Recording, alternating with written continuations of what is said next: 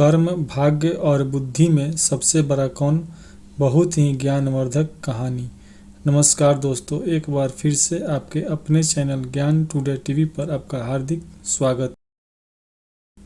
दोस्तों, एक राज्य में एक बहुत ही प्रतापी राजा रहते थे। राजा एक दिन जंगल में शिकार खेलने के लिए गए। वह शाम को जब वापस लौट रहे थे तब उन्होंने देखा दो पुरुष और एक महिला आपस में बहस कर रहे थे। राजा ने पास जाकर पूछा, आप लोग क्यों आपस में लड़ रहे हो? आप सबका परिचय क्या है? पुरुषों में से पहला बोला, मैं कर्म हूँ। दूसरा बोला, मैं भाग्य हूँ। महिला बोली, मैं बुद्धि हूँ। बुद्धि बोली, हमारे झगड़े का कारण है कि हम सब में सर्वश्रेष्ठ कौन है? राजा ने कहा, तो यह बात थी आप सबके झगड़े की।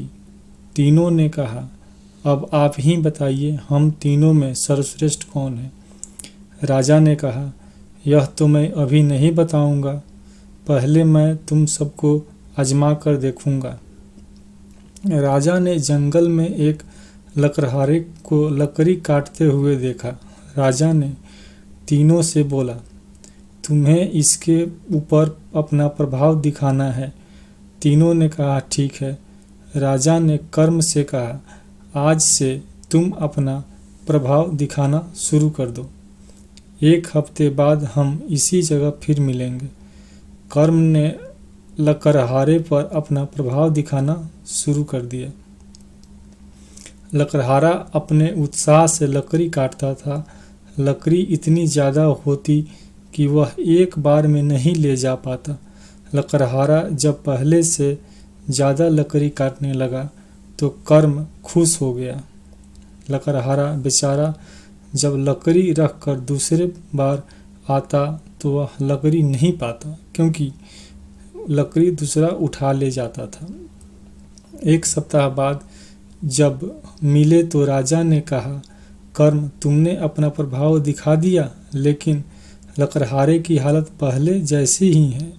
वह अब भी दरिद्र है। वह लकड़ी तो काटता है पर उसका सदुपयोग नहीं कर पा रहा है। कर्म कुछ नहीं बोला। राजा ने कहा, भाग्य, अब आज से तुम्हारी बारी है। हम सब 1 सप्ताह बाद फिर से यहीं मिलेंगे। भाग्य ने अपना प्रभाव दिखाना शुरू कर दिया। लकड़हारा अब कर्म को छोड़कर भाग्य के भरोसे रहने लगा। वह आलसी हो गया। वह सोचने लगा, भाग्य में होगा तो वह अपना जीवन अवश्य सुखपूर्वक बिताएगा। भाग्य ने लकड़हारे का साथ भी दिया। वह लकड़ी काटने नहीं जाता, पर उसे उतना धन मिल जाता था जितना उसे लकड़ी काटने पर मिलता था। यह देखकर भाग्य बहुत खुश हुआ। 1 सप्ताह बाद चारों उसी जगह मिले। राजा ने कहा, भाग्य, तुमने अपने प्रभाव से लकड़हारे को आलसी तो बना दिया, पर उसे धनवान नहीं बनाया। तुमने उस पर वो कृपा दृष्टि दिखाई, यह तो लकड़हारा पहले ही कमाता था। राजा की बात सुनकर भाग्य कुछ नहीं बोला। राजा ने स्त्री से कहा, यानी कि बुद्धि से, आज से तुम्हारी बारी है। 1 सप्ताह बाद हम यहाँ फिर से मिलेंगे। बुद्धि ने अपना प्रभाव दिखाना शुरू कर दिया। लकड़हारा अब दुगुने उत्साह से लकड़ी काटने लगा। उसने आलस छोड़ दिया था। उसने अब लकड़ी ढोने के लिए बैलगाड़ी भी लाना शुरू कर दिया था। वह सारी लकड़ी बैलगाड़ी में भरकर बाजार ले जाने लगा, जिससे वह ज़्यादा धन कमाने लगा और सप्ताह भर बाद ही उसकी हालत पहले से अच्छी हो गई। 1 सप्ताह बाद जंगल में चारों फिर से मिले।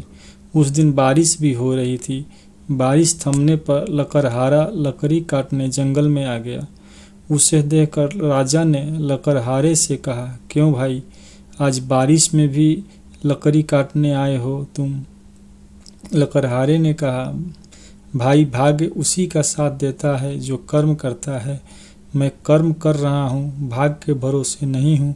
फिर भी मैं अपनी बुद्धि से कर्म और भाग्य को अपने वश में रखता हूँ, जिससे मैं सुखी हूँ। राजा ने मुस्कुराते हुए तीनों की ओर देखा और बोले, अब तो तुम सब समझ ही गए होगे। तीनों ने कुछ नहीं कहा और नतमस्तक होकर वहाँ से चल दिए। लकड़हारा फिर लकड़ी काटने में जुट गया और राजा शिकार खेलने चल दिए। दोस्तों, ये कहानी आपको कैसे लगी हमें कमेंट करके ज़रूर बताइएगा। अगर अभी तक आपने हमारे चैनल को सब्सक्राइब नहीं किया है तो सब्सक्राइब ज़रूर करिएगा। धन्यवाद।